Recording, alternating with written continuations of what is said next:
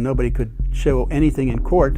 So it was done with a secret court under secret interpretations of laws and so on. I mean, this was all a secret government. Hi, I'm Nick Gillespie with Reason TV. Today we're talking with William Binney. He was a longtime NSA employee who quit the service, the National Security Agency, shortly after the 9/11 attacks when he was acting as technical leader for intelligence. He's kind of like Edward Snowden 1.0. He helped to unmask a lot of NSA abuses. And we're going to talk with him about what he found, what he thinks about recent revelations, and why the earlier range of concerns really didn't set the world on fire the same way that more recent ones have. William Binney, thanks for talking to us. Thank you. In 2002, you, Kirk Wiebe, and Edward Loomis asked the Department of Defense to investigate the NSA, an agency you had been working at for 30 years plus, for wasting money on Trailblazer. What was Trailblazer? What did it do, and why did you object to that? Trailblazer was the NSA's attempt to catch up with the digital age. That is, communications were exploding, and they felt they were falling behind, so they tried to create a program that was to try to bring them into that digital age so they can manage the communications and sorting out what was important for them to look at. The problem is Trailblazer didn't do anything. As far as I know, it didn't produce anything for roughly a little over $4 billion. And this was an attempt to, was this an attempt to vacuum up all forms of digital communications and transactions and things like that?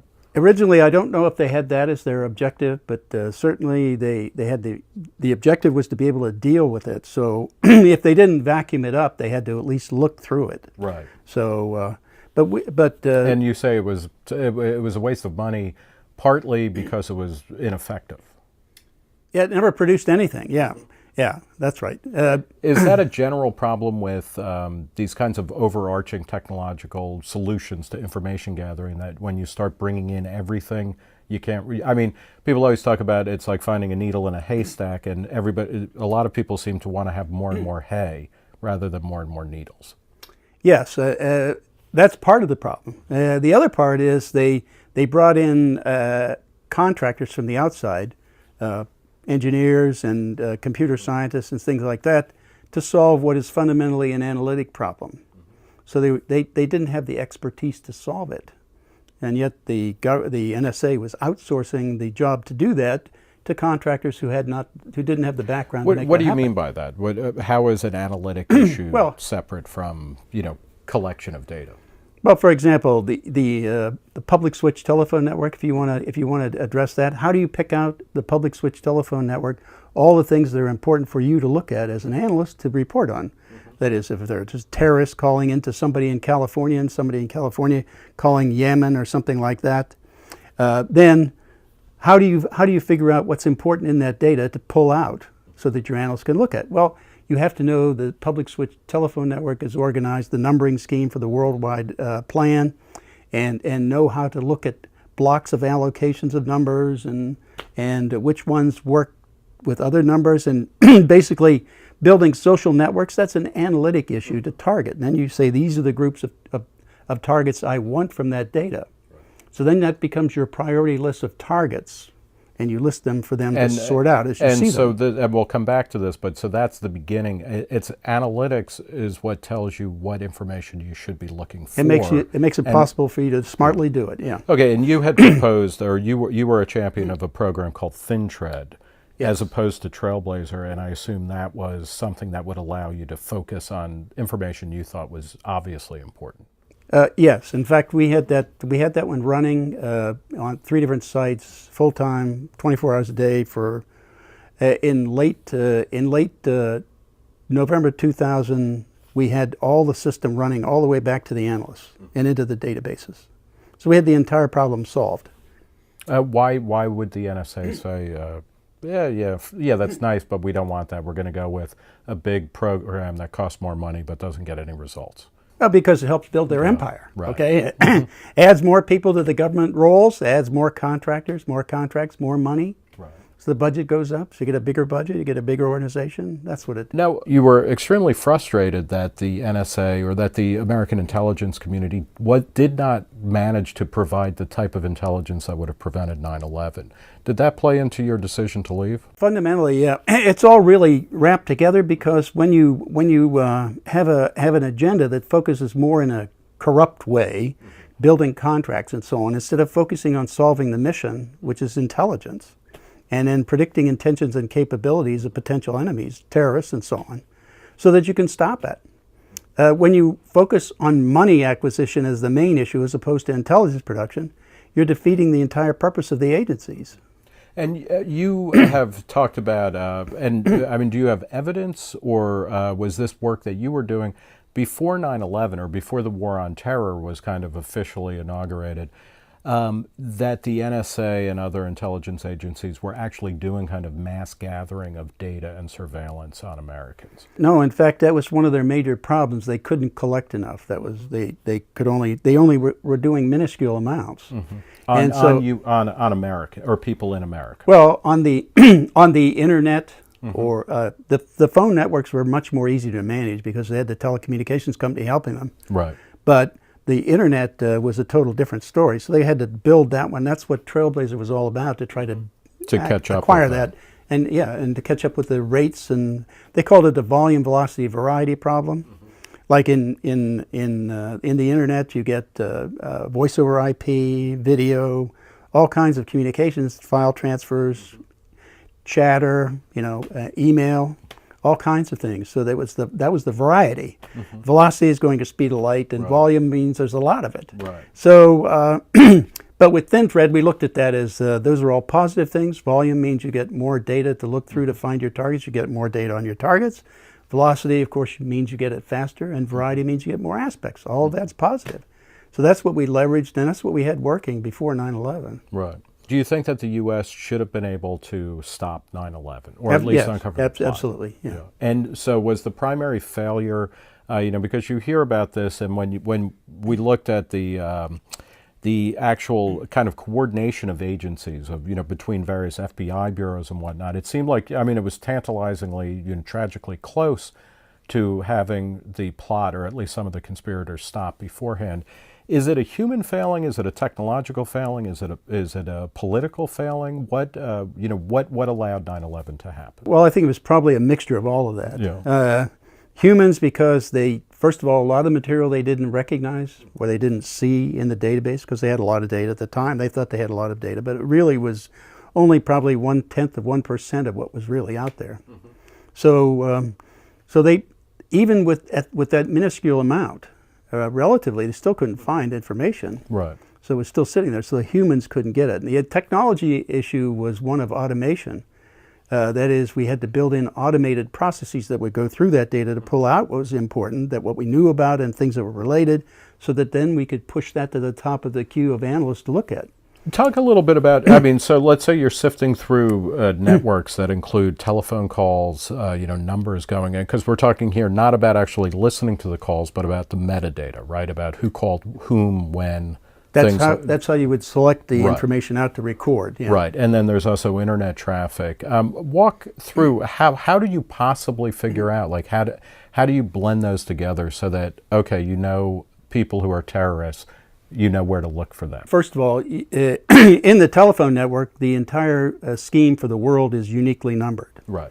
That is, Zone 1 of the world is the U.S., Canada, and some of the islands. Zone 2 is Africa. Zone 3 and 4 are in South and North Europe. 5 is South America. 6 is Australia and Southeast Asia. 7 is Russia. 8 is the rest of Asia, China, and Japan, and so on. And 9 is the Middle East and South Asia. Right. Those are the numbers, like in your phone book, when you dial long distance, you hit 1. That means you're in zone 1. Right. If you go international, you have to dial 01 or 011 here in the United States for operator assisted or station to station. Then the next number you have to dial is the switch for the zone of the world. So everything is tracked, and there's similar IP addresses on the internet also. And all of these things have to connect. After all, their machines routing this, so you have to tell them exactly what to do to get the ends connected in the world. So that's how you make the judgment of who's communicating with who.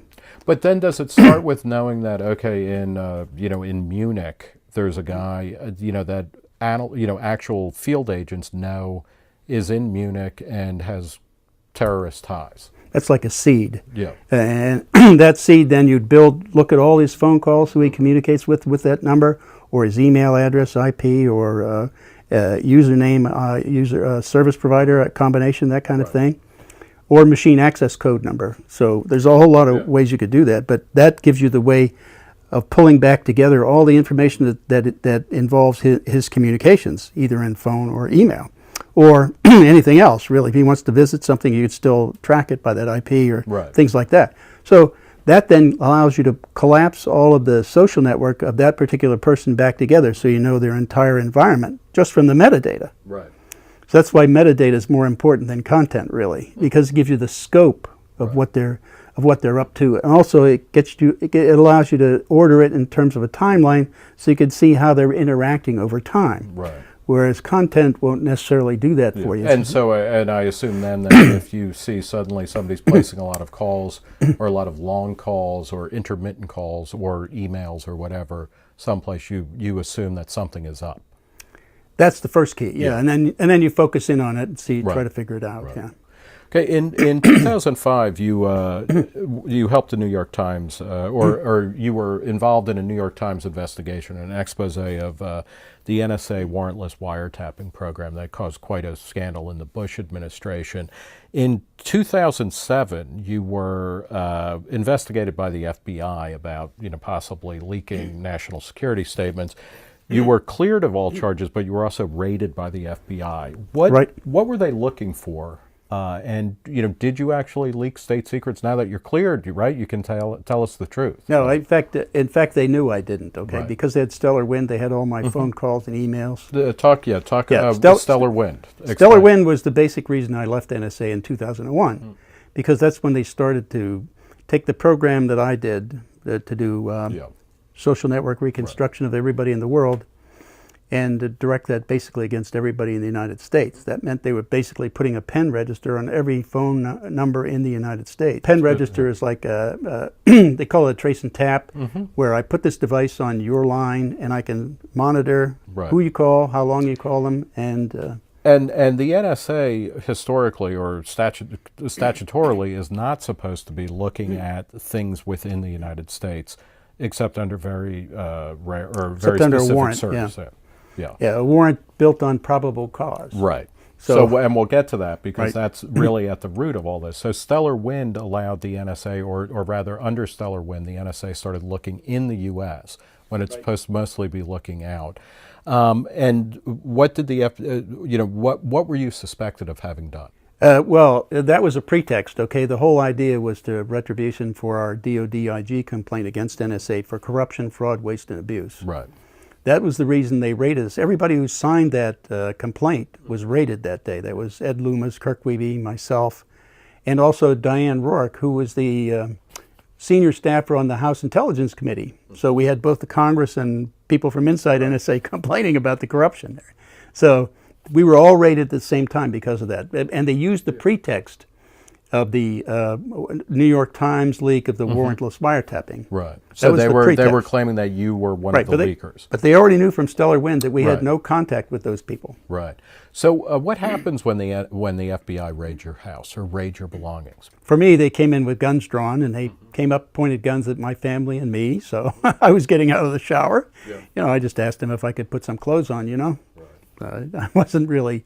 I was in the military. I had people pointing guns at me at different times. So, but they came in and they just got us isolated. My family was there. I was on the back porch, and they went through and searched everything and took my computer. And and at that point, you were running a consulting business? We had a consulting business. Yeah. That can't be good for business, is it? No, in fact, it destroyed our business. Yeah.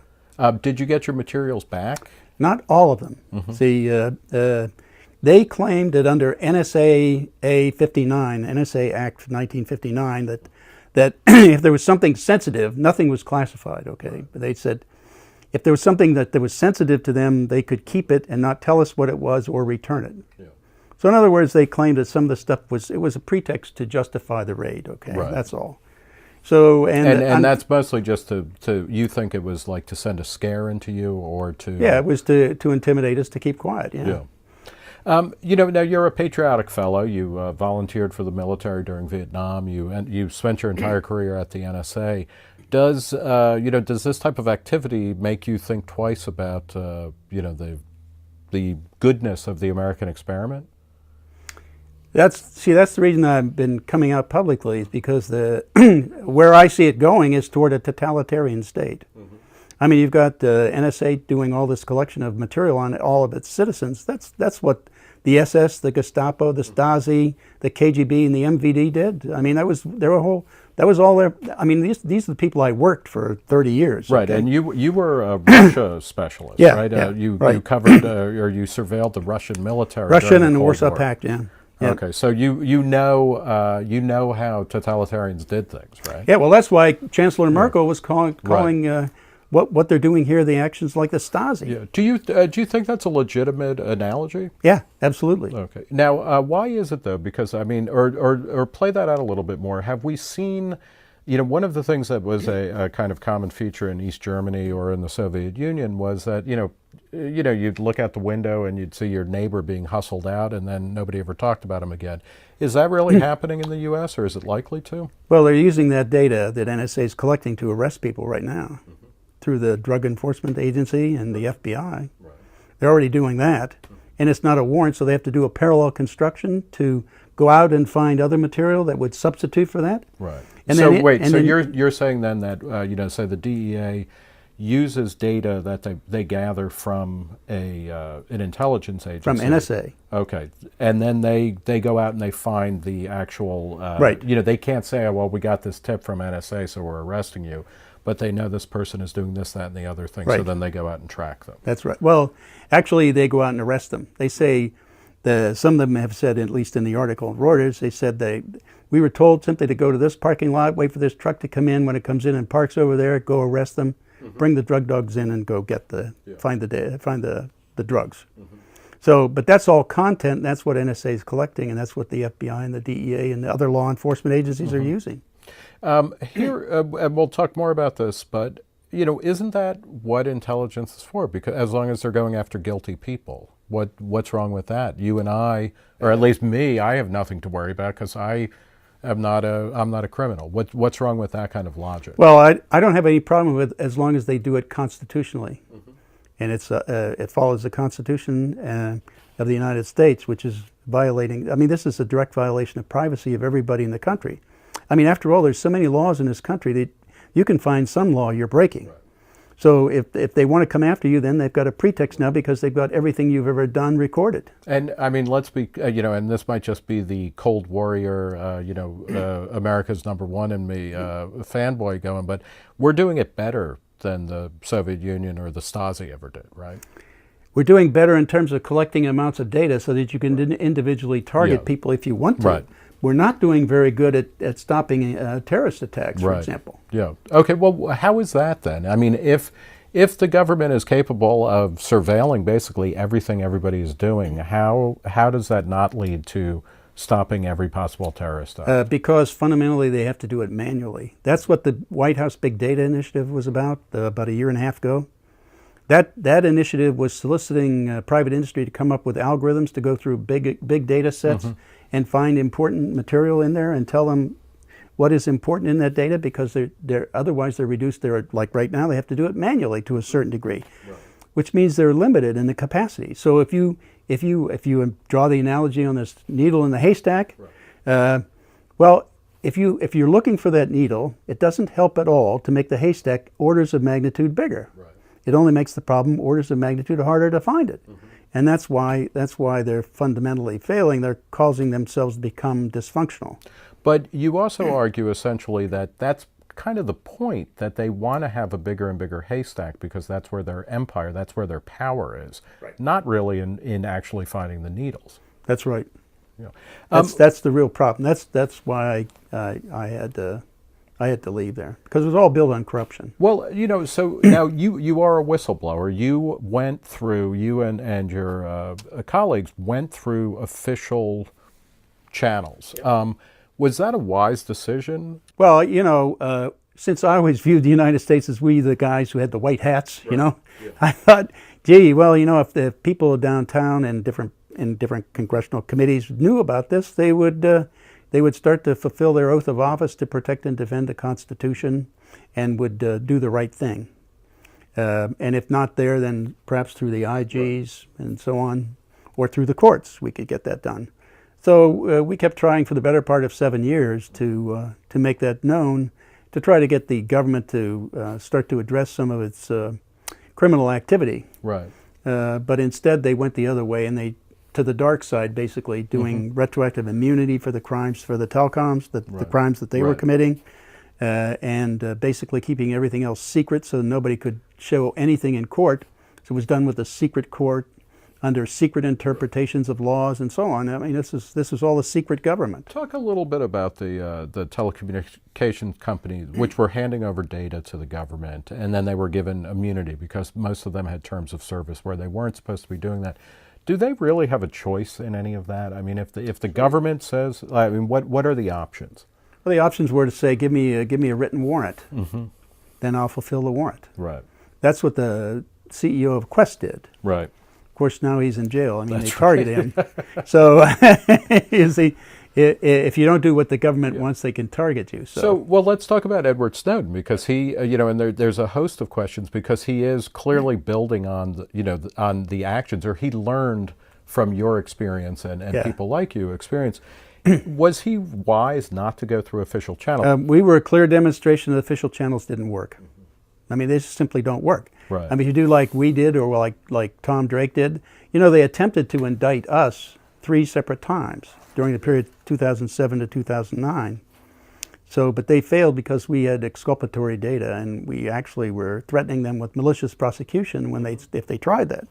So they dropped everything on us. But they didn't. They still had Tom Drake, and they and explain who he is and how he was still a senior executive at NSA and was still working for the agency at the time. In 2007, he was raided 4 months after we were, so he was a supporter of the Thin Thread program too, and also, but he talked to Siobhan Gorman in the Baltimore Sun about some of the corruption and waste and fraud. And that was considered leaking of sensitive material. That's what NSA considered it. Right. However, if you take the strict reading of Executive Order 13526, Section 1.7, which is the executive order covering classification for the U.S. government, you cannot cover up a crime, fraud, waste, or abuse by classification. So, it's not really. Right, right. And that's on a certain level, you're hoping that's what you get to that would be argued in a court. Yeah. Right. So, Edward Snowden, you've been critical in some of your discussions of what he's doing. You think that he has absolutely provided a public service in bringing to light in a way that is unescapable, particularly the Verizon warrant, or rather the order for Verizon that's come to light in over the past year. You are critical that when he starts talking about how the U.S. is surveilling other foreign countries, that that might not actually be very useful. Is that right? Yes. For example, the back doors and things like that in different systems. The fact that it's happening, I mean, I think every country in the world tries to do this. And they try to market products with their companies around the world with these back doors in them. So I mean, it's not... and by backdoor, I mean, essentially that's a way where a particular country intelligence service can basically skip into whatever somebody's doing using a particular piece of hardware or software. Right, because of implanted software that would allow them to manipulate and everybody's those doing that. And so and essentially, I mean, I guess what I'm getting at is that you are not anti-NSA. You are anti the way NSA, or the way that surveillance and intelligence is being gathered now. Yes, because they moved away from targeting the groups that were doing bad things, or militaries, or governments, things like that, into collecting information on every individual in the world. Right. I mean, when you do that, not only do you make yourself dysfunctional because of the volume of information, but you're also creating this totalitarian process and spreading it around the world, which is infecting all the democracies. Here, I mean, you started at the NSA in 1970? As a civilian, yes. Okay. Right. So, throughout, over the course of the 70s and during the Church Commission hearings and various other hearings about things, we learned that the NSA had actually illegally been opening all sorts of mails, telegrams, communications, listening in, on hundreds of thousands, if not millions of communications. Why would you be surprised that they are, suddenly the NSA, once it can gather data on everybody, that it would start to do that? I mean, it seems kind of naive on your part, isn't it? Well, no, actually, if you stick with the charter of NSA, it's to do foreign intelligence. That's not foreign, that's domestic. Right. So right up front, that doesn't meet the charter. Yeah. Secondly, it's pointless to do that because those aren't real threats. Right. I mean, the real threats were at the time in the Cold War, it was the Soviet Union, the main one, and right. China, and so on. Those were the opposing militaries and major threats in the world. Right.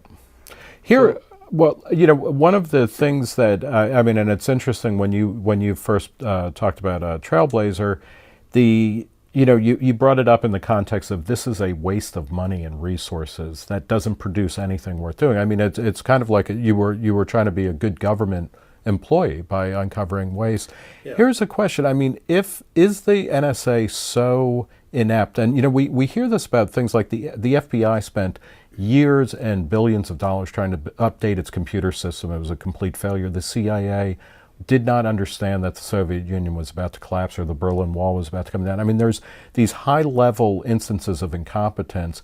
And then when you get to someone like Edward Snowden, if the NSA is any good at what it's doing, how did it allow him to get in and get out with what, some NSA officials are saying, like, he took everything? I mean, is the NSA a fundamentally incompetent agency?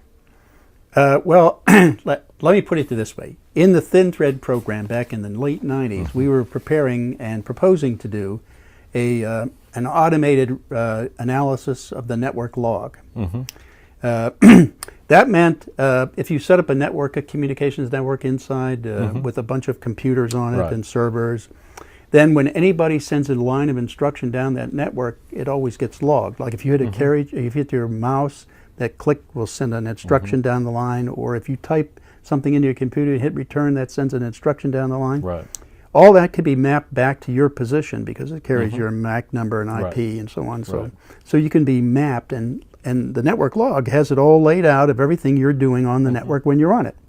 So if you imagine thousands of people on the network simultaneously, well, we were preparing to do a network log analysis we could follow what everybody was doing. Mm-hmm. Now, one of the primary reasons we would do that would be to watch what analysts do with the data, right. so that we can see whether or not they're using good analytic techniques or not, if they needed training or something like that. We would also use it as a training tool. But also, if anybody started to download something, you would know it immediately. Right.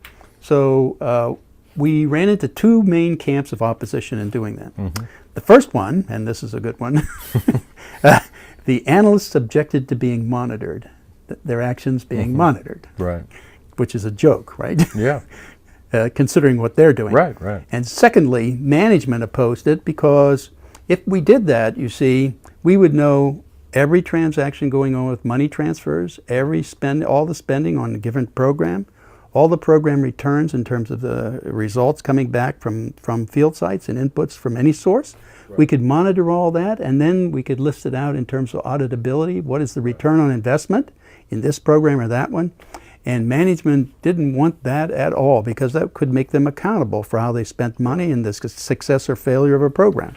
So in another way, I mean, basically what you're saying is that at the most technologically sophisticated and powerful reaches of government, you're seeing exactly the same dynamics that you would find at the lowest level kind of division of motor vehicle bureau, where people are like, hey, I'm getting my job done. You don't have to look at me. You don't have to follow me.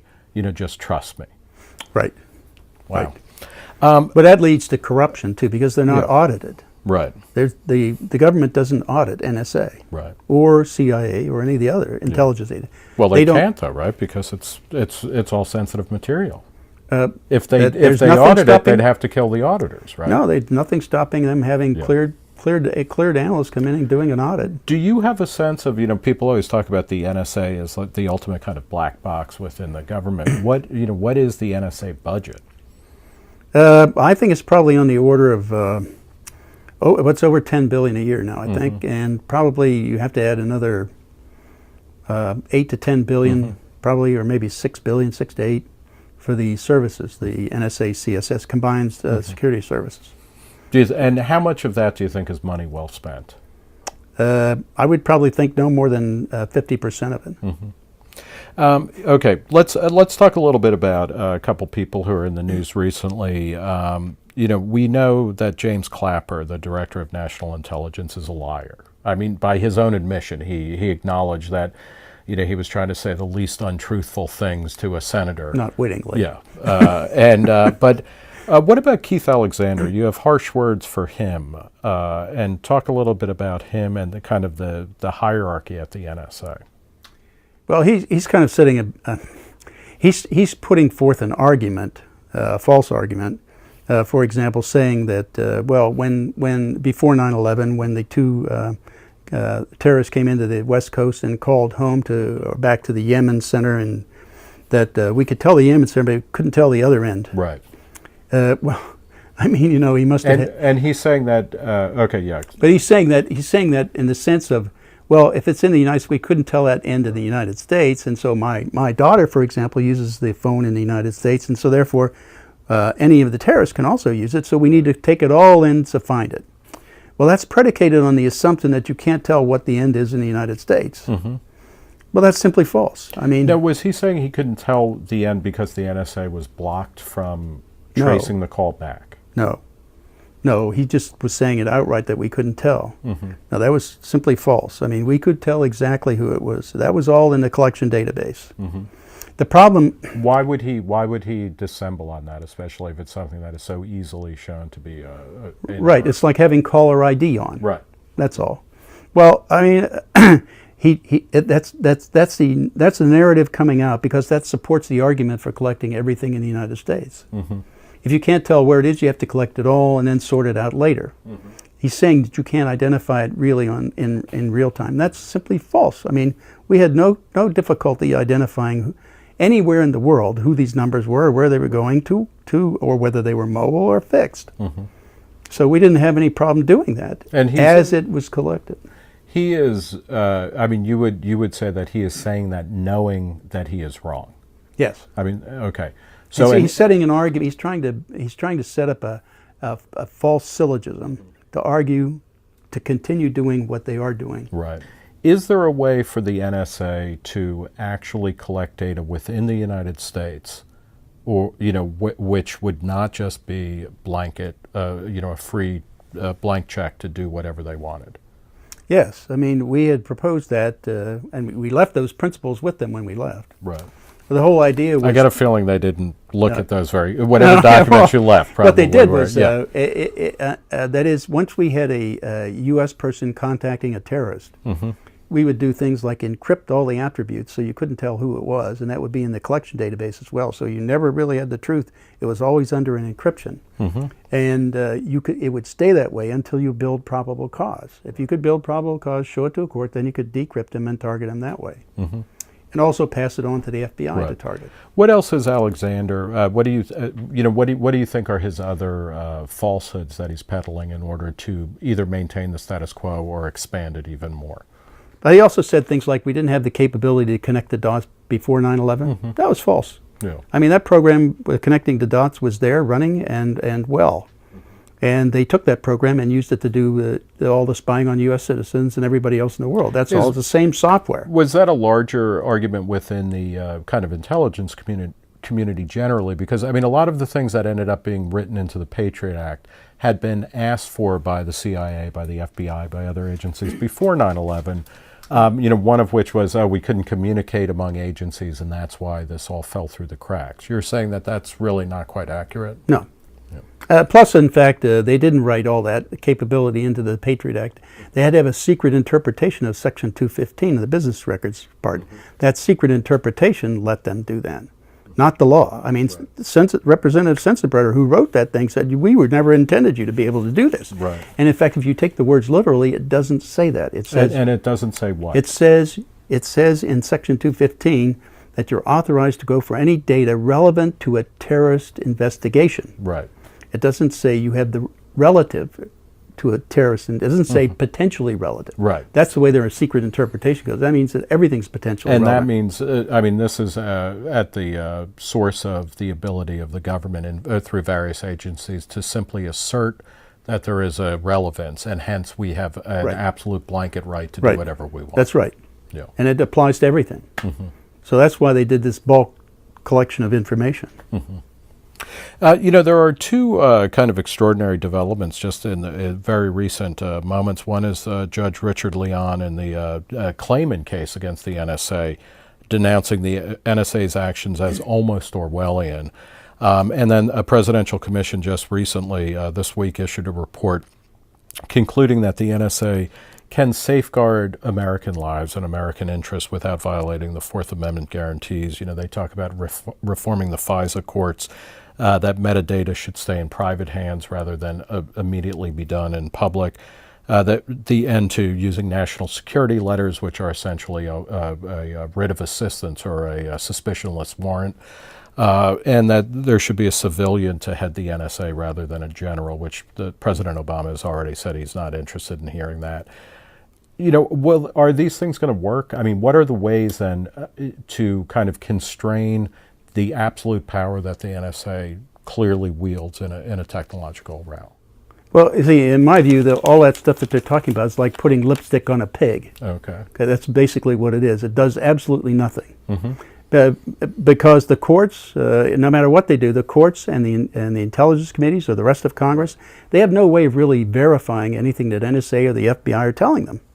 And for example, the FISA court is it was published by the New York Times as early as August 2002 that they were misleading that court to get warrants. They knew that from the beginning. This is a long-standing problem. Okay, so let's say, I mean, and you've been critical of, part of it is people like Keith Alexander are, and James Clapper are lying to Congress. They're saying, oh, well, we're not doing that, or we're doing this, or we can't tell you because, then we would, it would compromise national security. You have to trust us. That's nonsense too. Right. If the recommendations that are, being put forth by a presidential commission are no good, what are the ways where you can actually, rein in the power of the NSA so that it is both protecting American lives and interests and staying within the constraints of the Fourth Amendment or the Constitution? We had proposed to Congress earlier this year, it's a couple months ago, that is the whistleblowers that were involved in this Thin Thread program. Here's how you can verify what NSA is telling you. And it's basically revolved around the Congress and the courts having organic technical capabilities with them and subordinate to them, so they're directly responsible to them, not to any intelligence agency, so that these technical groups would then be cleared and have positions inside NSA or any FBI or any of the other agencies where they could go across any network, look at any of the data that's in there, monitor what's available in those databases. For example, you could go into NSA when Senator Wyden asked for how many U.S. citizens are in your databases, right? And they said, no idea. Well, no, they said the official answer that came back says, well, we can't tell you because that would be a violation of their privacy rights. Right. I mean, that's ridiculous. Well, it would take a simple little set of program to go through. I'm going to count every phone number in there that starts with a 1. And then just look in your front of your white pages. You list the area codes down, which part of the U.S., which are part of Canada, and so on. I'll just count the ones that are in the U.S. That's a simple program that would tell. Who would man that? I mean, in your construct, who would man those?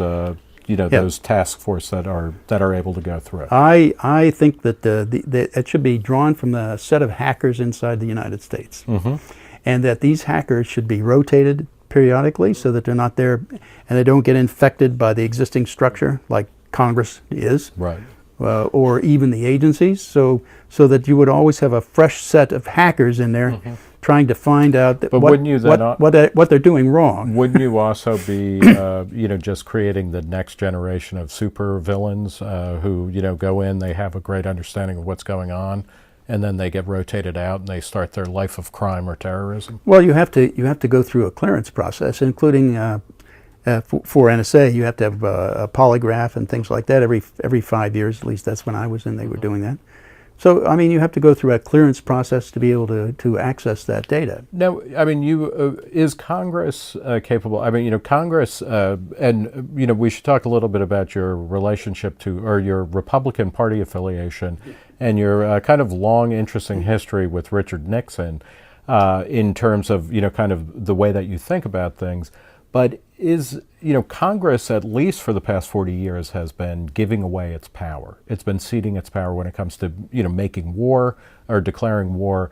It seems to kind of give away its power to to various agencies to say, okay, yeah, we'll believe you. Yeah. I mean, what is wrong with Congress? And is Congress really capable of exercising any kind of backbone to make sure that the government surveillance apparatus is not just running amok with all of our rights? Well, they certainly don't appear to, do they? Mm-hmm. I mean, some people seem to have a backbone down there, but the rest of them don't. Mm-hmm. And I guess the forces down there are just too numerous right now to be able to get something moving. That's why we need to fire most of them. Yeah, are there heroes in Congress or in the government that you can point to? Well, some of them are even Democrat. I'm a registered Republican for about 50 years, but I would say there's even some Democrats down there, like Senators Wyden and Udall. Right. Those folks, and Rand Paul. Right. and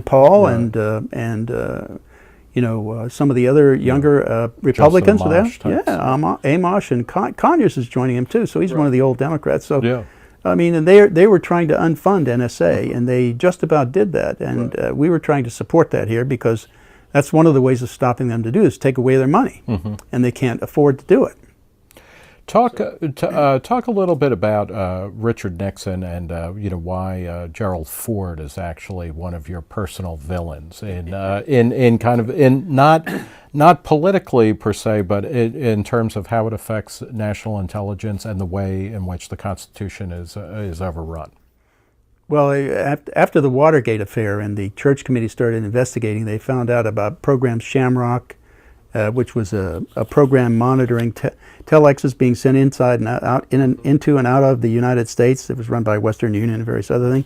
And they were giving copies of all these telexes and so on to NSA to analyze. And they'd been doing that since World War II. And then there was why was that illegal? Because it's collecting information on U.S. citizens without a warrant. That's a Fourth Amendment violation. So there's no probable cause. They had nothing probable cause. They were just taking it all. Right. And the same was true with Minaret, a program started under Nixon to monitor, war protesters and people like Martin Luther King and John Lennon and so on. Well, I mean, there was a similar program. The COINTEL program was started in FBI, and Chaos, I think, was the CIA counterpart.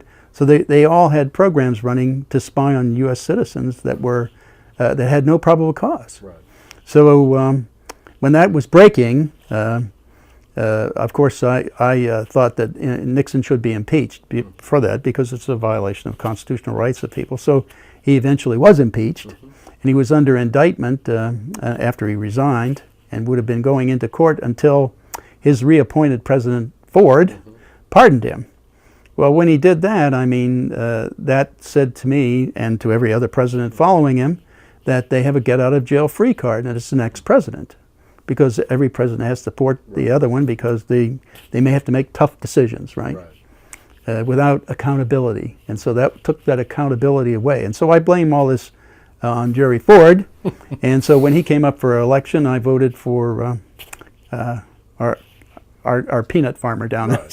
And I can't imagine that you were happy with the way all that. No, I wasn't. But I also voted for McGovern instead of Nixon on the second go-round. So well, let's talk about successive presidents because your first brush with kind of whistleblowerdom took place under the George W. Bush administration and the George Bush our years. Replacement for George III.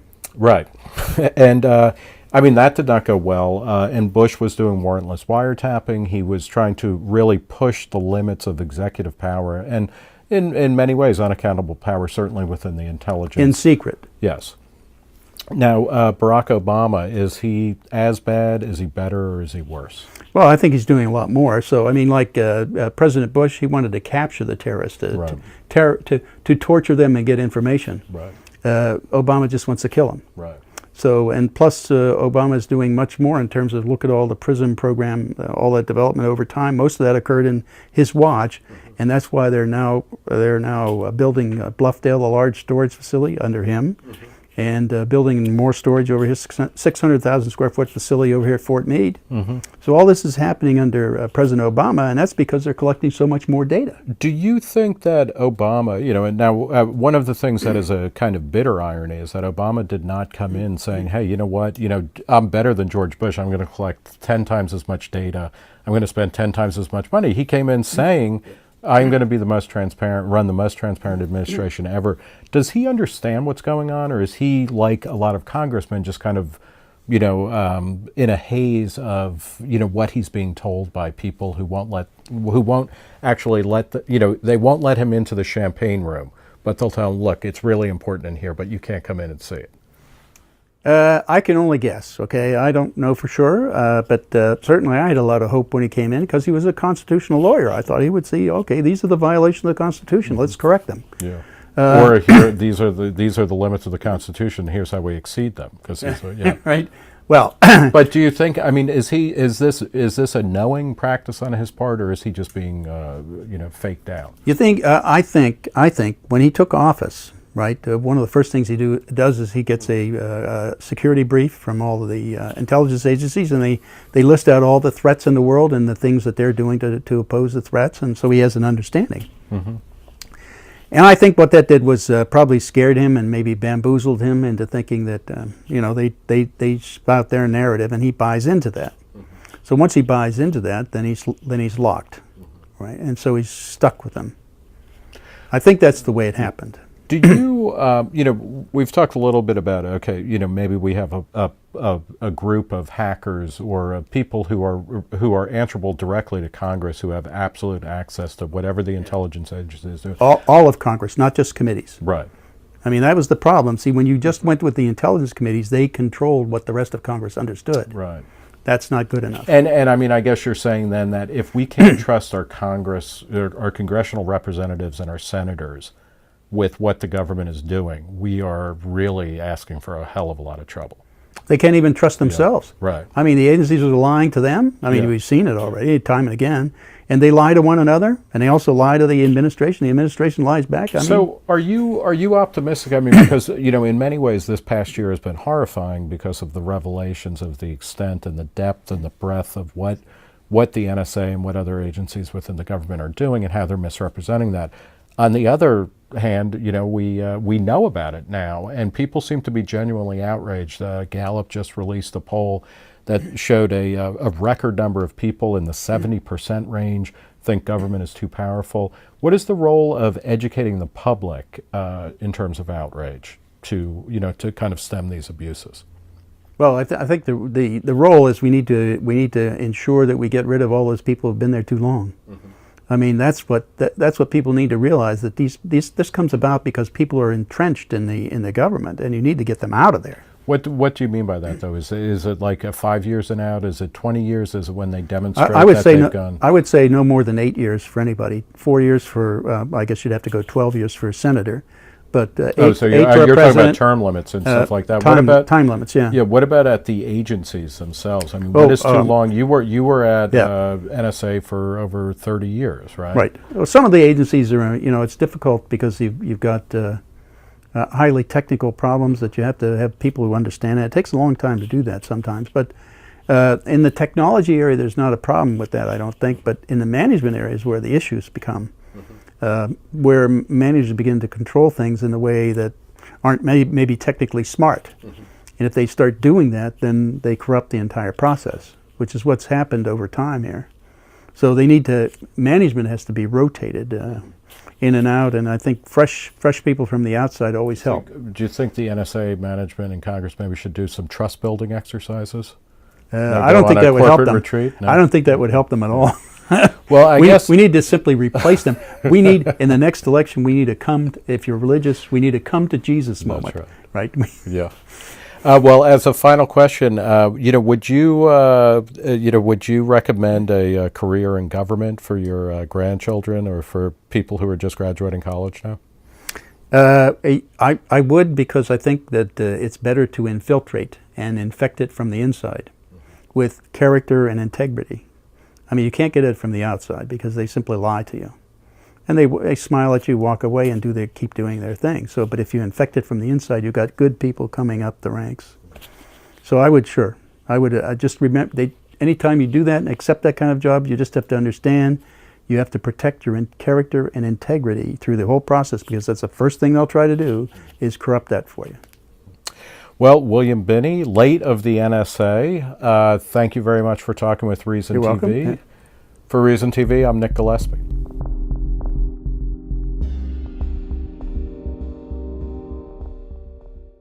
Nobody could show anything in court, so it was done with a secret court under secret interpretations of laws and so on. I mean, this was all a secret government. Hi, I'm Nick Gillespie with Reason TV. Today we're talking with William Binney. He was a longtime NSA employee who quit the service, the National Security Agency, shortly after the 9/11 attacks when he was acting as technical leader for intelligence. He's kind of like Edward Snowden 1.0. He helped to unmask a lot of NSA abuses. And we're going to talk with him about what he found, what he thinks about recent revelations, and why the earlier range of concerns really didn't set the world on fire the same way that more recent ones have. William Binney, thanks for talking to us. Thank you. In 2002, you, Kirk Wiebe, and Edward Loomis asked the Department of Defense to investigate the NSA, an agency you had been working at for 30 years plus, for wasting money on Trailblazer. What was Trailblazer? What did it do, and why did you object to that? Trailblazer was the NSA's attempt to catch up with the digital age. That is, communications were exploding, and felt they were falling behind, so they tried to create a program that was to try to bring them into that digital age so they can manage the communications and sorting out what was important for them to look at. The problem is Trailblazer didn't do anything. As far as I know, it didn't produce anything for roughly a little over $4 billion. And this was an attempt to, I mean, was this an attempt to vacuum? So over IP, video, all kinds of communications, file transfers, chatter, email, all kinds of things. So that was the variety. Velocity is going to speed of light, and volume means there's a lot of it. Right. So, but with thin thread, we looked at that as those are all positive things. Volume means you get more data to look through to find your targets. You get more data on your targets. Velocity, of course, means you get it faster, and variety means you get more aspects. All of that's positive. So that's what we leveraged, and that's what we had working before 9/11. Right. Do you think that the U.S. should have been able to stop 9/11, or at least uncover the plot? Absolutely. Yeah. And so was the primary failure, because you hear about this, and when we looked at the actual kind of coordination of agencies between various FBI bureaus and whatnot, it seemed like, it was tantalizingly, tragically close to having the plot, or at least some of the conspirators, stop beforehand. Is it a human failing? Is it a technological failing? Is it a political failing? What allowed 9/11 to happen? Well, I think it was probably a mixture of all of that. Yeah. Humans, because first of all, a lot of the material they didn't recognize or they didn't see in the database, because they had a lot of data at the time. They thought they had a lot of data, but it really was only probably 1/10 of 1% of what was really out there. So they, even with that minuscule amount, relatively, they still couldn't find information. Right. So it was still sitting there. So the humans couldn't get it. And the technology issue was one of automation. Vacuum up all forms of digital communications and transactions and things like that? Originally, I don't know if they had that as their objective, but certainly they had the objective was to be able to deal with it. So if they didn't vacuum it up, they had to at least look through it. Right. So, and you say it was a waste of money, partly because it was ineffective. Yeah, it never produced anything. Yeah, that's right. Is that a general problem with these kinds of overarching technological solutions to information gathering, that when you start bringing in everything, you can't people always talk about it's like finding a needle in a haystack, and a lot of people seem to want to have more and more hay rather than more and more needles. Yes, that's part of the problem. The other part is they brought in contractors from the outside, engineers and computer scientists and things like that, to solve what is fundamentally an analytic problem. So they didn't have the expertise to solve it. And yet the NSA was outsourcing the job to do that to contractors who didn't have the background to make What that do you happen. mean by that? How is an analytic issue Well, separate from, collection of data? Well, for example, the public switch telephone network. If you want to address that, how do you pick out the public switch telephone network? All the things that are important for you to look at as an analyst to report on. That is, if they're just terrorists calling into somebody in California and somebody in California calling Yemen or something like that, then you were extremely frustrated that the NSA or that the American intelligence community did not manage to provide the type of intelligence that would have prevented 9/11.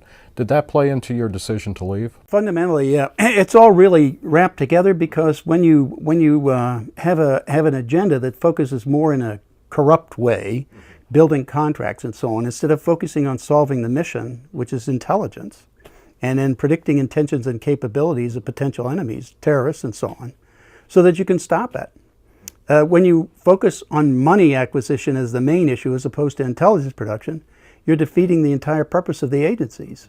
And you have talked about, do you have evidence, or was this work that you were doing before 9/11 or before the war on terror was kind of officially inaugurated, that the NSA and other intelligence agencies were actually doing kind of mass gathering of data and surveillance on Americans? No, in fact, that was one of their major problems. They couldn't collect enough. That was they only were doing minuscule amounts. Mm-hmm. On American or people in America. Well, on the on the internet. Mm-hmm. Or the phone networks were much more easy to manage because they had the telecommunications company helping them. Right. But the internet was a total different story. So they had to build that one. That's what Trailblazer was all about, to try to catch up, acquire that. And and to catch up with the rates, and they called it the volume, velocity, variety problem. Mm-hmm. Like in the internet, you get voice. How do you figure out what's important in that data to pull out so that your analysts can look at? Well, you have to know the public switch telephone network is organized, the numbering scheme for the worldwide plan, and know how to look at blocks of allocations of numbers and which ones work with other numbers, and basically building social networks. That's an analytic issue to target. And then you say, these are the groups of targets I want from that data. So then that becomes your priority list of targets, and you list them for them to sort out as you see them. And we'll come back to this, but so that's the beginning. It's analytics is what tells you what information you should be looking for. It makes it possible for you to smartly do it. Yeah. Okay, and you had proposed, or you were a champion of a program called ThinTread, yes, as opposed to Trailblazer, and I assume that was something that would allow you to focus on information you thought was obviously important. Yes, in fact, we had that one running on 3 different sites, full time, 24 hours a day for in late November 2000. We had all the system running all the way back to the analysts and into the databases. So we had the entire problem solved. Why would the NSA say, yeah, that's nice, but we don't want that. We're going to go with a big program that costs more money but doesn't get any results? Well, because it helps build their empire. Right. Okay, adds more people to the government rolls, adds more contractors, more contracts, more money. Right. So the budget goes up. So you get a bigger budget, you get a bigger organization. That's what it. Now,